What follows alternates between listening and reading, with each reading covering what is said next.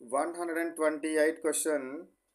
Which ocean remains frozen throughout most of the year in the polar region?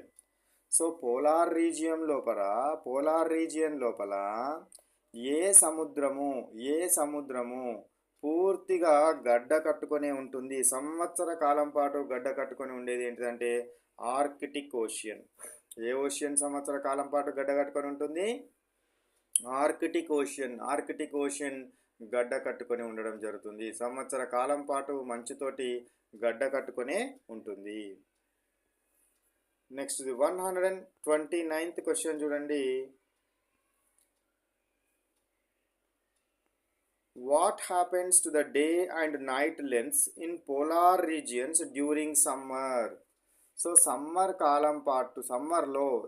లోపల summer లోపల polar regions లోపల ఏమవుతుంది? What happens to day and night lens? So పగలు మరియు రాత్రి సమయాలు పోలార్ రీజియన్లో ఏమవుతాయి అని అడుగుతున్నాడు. సో పోలార్ రీజియన్స్ లోపల ఏమవుతుందంటే వేసవి కాలంలో సో ఇది చాలా చాలా important. There can be continuous daylight 24 hours sun. So what happens to day and night lens in polar regions లోపల సంవత్సర కాలం పాటు వరుసగా పగలే ఉంటుంది.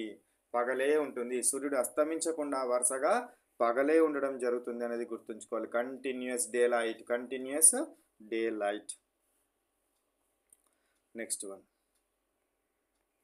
What happens to day and night in polar regions during winter సమయంలో చలికాలంలో there can be continuous night, 24 hours darkness ఉంటుంది.